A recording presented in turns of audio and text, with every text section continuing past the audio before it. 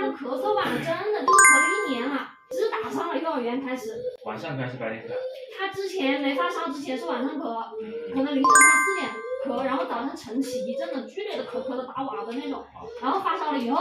刚好他就是睡觉不咳了，然后就是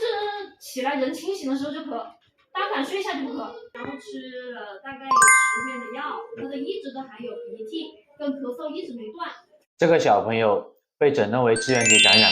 反反复复咳嗽已经1年多了，去医院治疗了，吃了阿奇，但是它效果不明显，小朋友还是在咳嗽。很多小朋友被确诊为支原体感染之后，阿奇是首选，但为什么吃了1个疗程阿奇之后，孩子还是在反反复复咳嗽，效果不明显？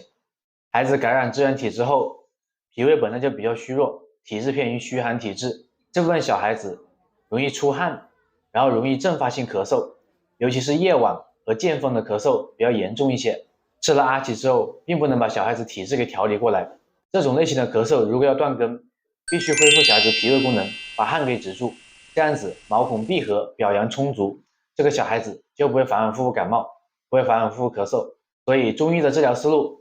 治疗第一步就是要减少出汗量，然后止咳，把寒邪排出来。如果汗不止住的话，小孩子还是会咳嗽。第二步就是调脾胃，如果不调理脾胃的话，小孩子咳嗽就会反反复复。